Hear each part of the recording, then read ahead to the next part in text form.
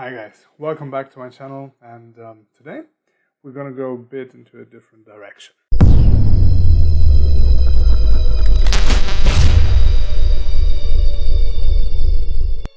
So this channel is not going to be only about gear review, movie reviews apparently also, and stuff like that, but it's going to encompass basically everything that inspires me in my work, in my life, and work and life for me at least comes together into this one kind of entity. And inspiration for my work, whether it is filmmaking or photography mainly at the moment, is drawn from so many different things. It can be books, it can be movies, it can be music, it can be other people's work, it can be talking to a good friend and getting inspired by someone's life journey and all that stuff, and so many other things. And I'm trying to get to a point here on the channel where at least I can transport what gets me going, or what gets me further and further, and what makes me want to learn more and more things. Because I just think it's super important in a creative journey to be open to a lot of different things and not to concentrate and focus too much on just one thing. Because even if your direction stays just the same from the beginning to the end, which normally I would say never happens, but just let's assume, it still helps a lot and will make it easier and will take you further if you look left and right from the path you're going, right? And today I want to talk a little bit at least about your gut. You know, the gut feeling you have in so many different situations in life. But specifically for me, in my work life, in my career, in the past couple of years now, somewhere around 8, right? I think. I'm not good with dates. One of the biggest lessons I've learned, for sure, is to trust my gut feeling. That whatever offer comes in, or whatever situation you're in, or what problem you have to solve, I can normally rely on my gut 100%. If a nice job offer comes in, but feels kind of icky, I have to say no. And I haven't said no a lot of times, and I always regretted it. Hasn't been catastrophes or anything, right? But it was never that super cool feeling when you finish a job and you're like happy and maybe even a bit anxious to see like what the results are and all that. But you know, there's the good type of work and there's the bad type of work.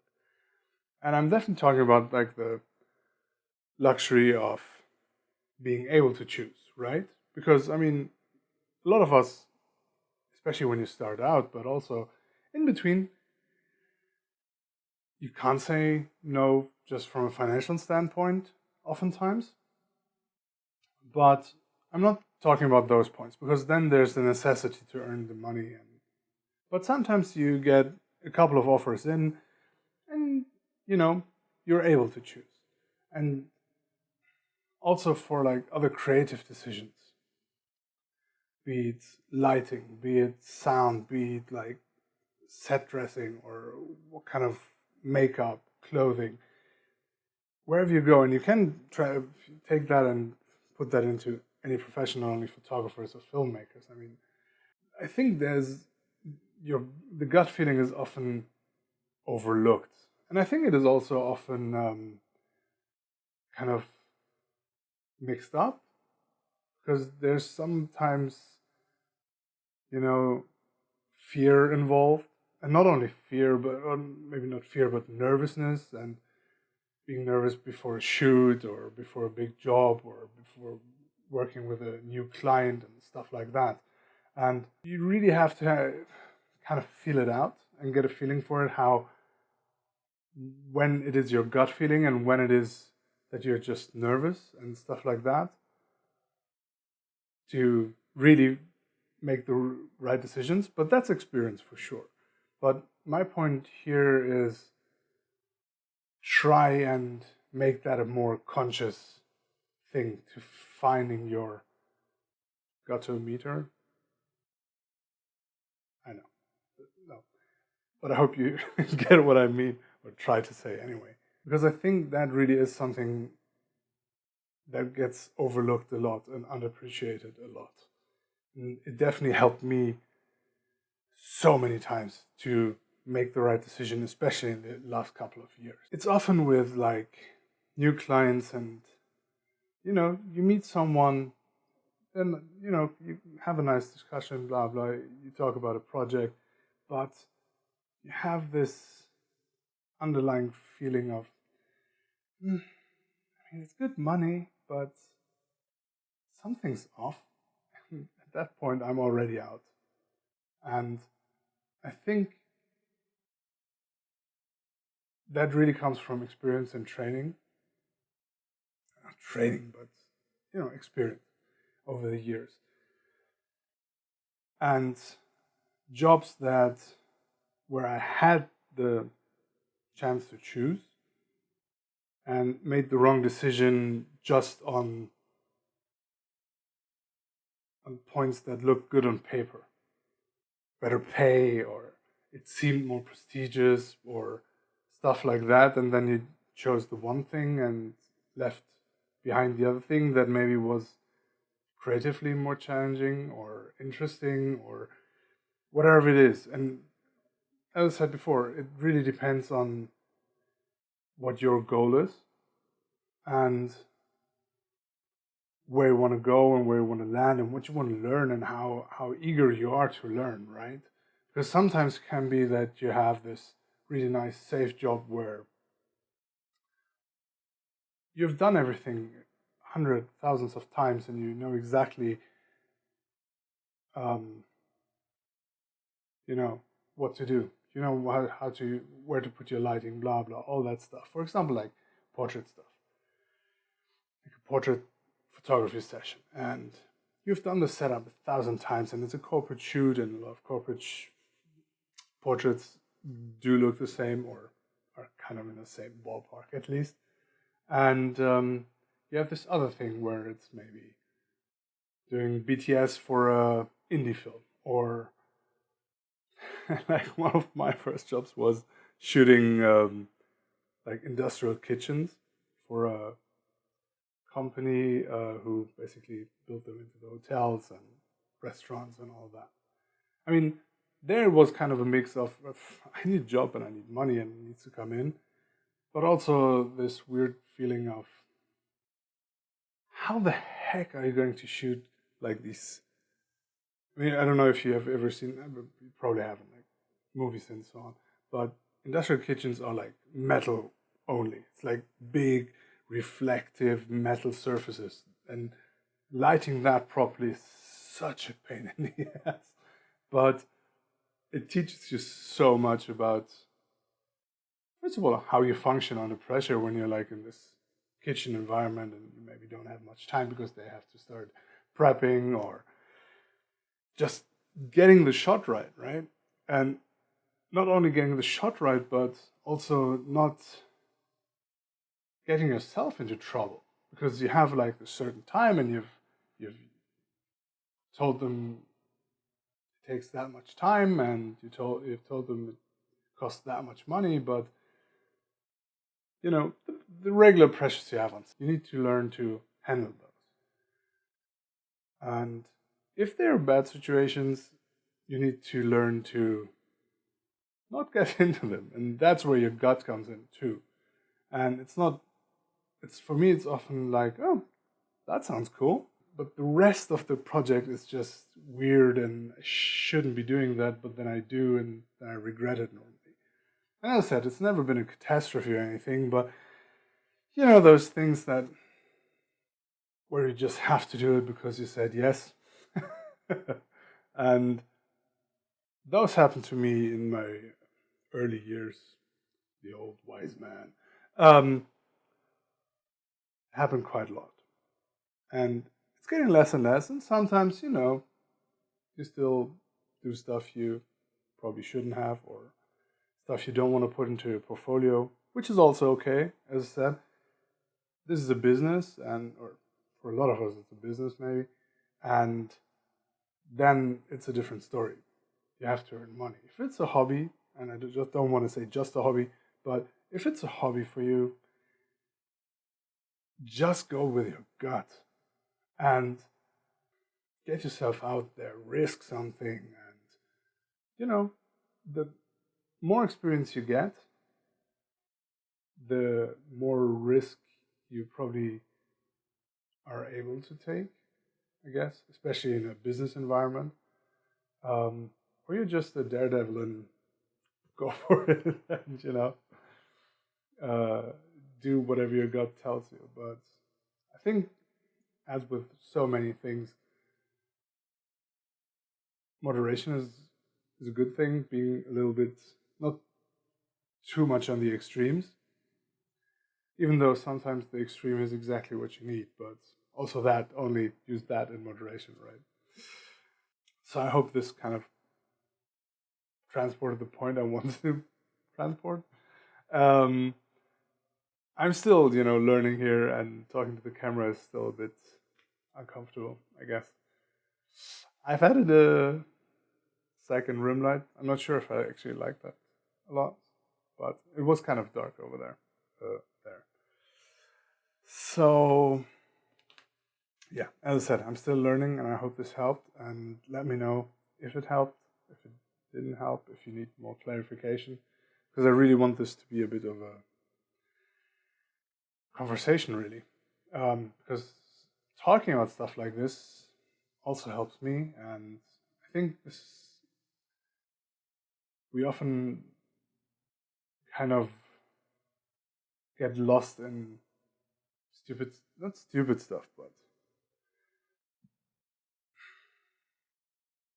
I think we often get lost in a lot of distractions way too often while being in a creative process, where it's, ooh, I kind of messed up this, or how do I get started with this? You kind of can block yourself very, very easily in a creative process. But I've gotten a lot better over the years, and you get hung up on, I might need maybe this bit of gear, and I need help from those people, and I can't do it alone, or I can't do it with that person. Stuff like that happens too, where you have to get on a project, for example, for a client, and you have to work with I don't know, if you're a photographer, you have to work with a creative director you've never worked with,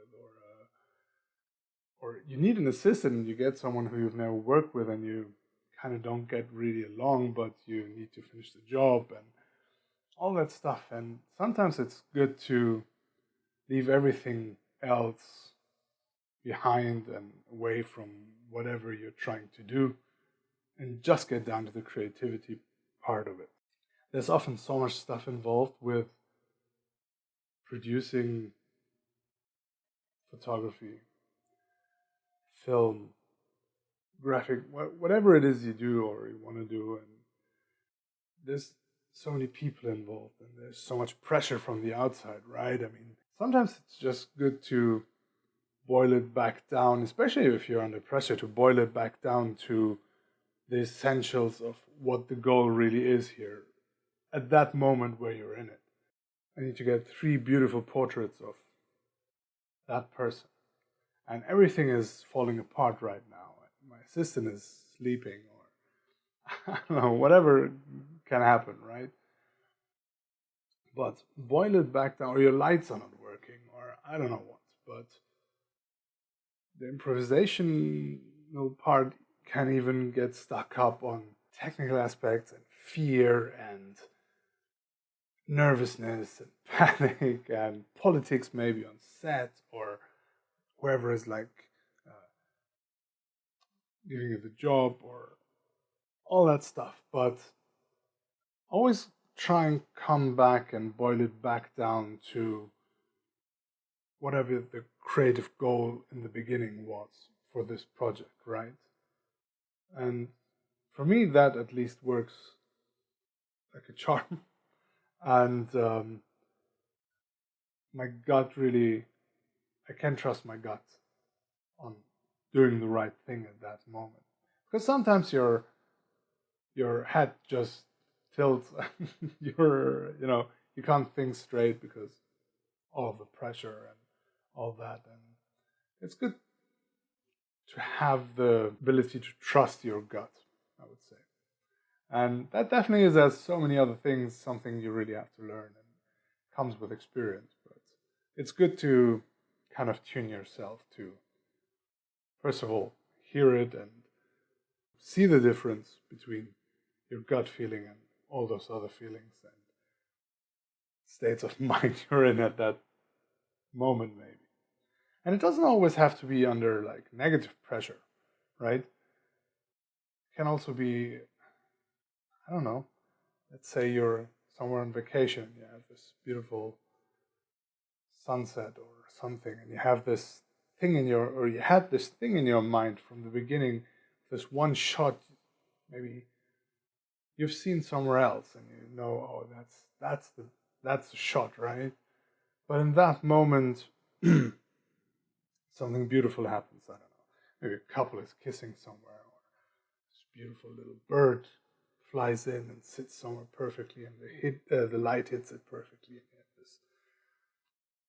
And you have to get away from this other perfect shot, or the shot you thought that might be or is perfect. And if you take the camera now and shoot that thing, you're definitely going to miss that thing. And that can create some pressure too, right? I mean, it's not life or death, or it's not like going to get money or not. But in situations like that, I think it's as important as in the others to trust your gut and maybe pull the camera off and, shoot the bird or the couple or whatever it is that just kind of emerged in front of you.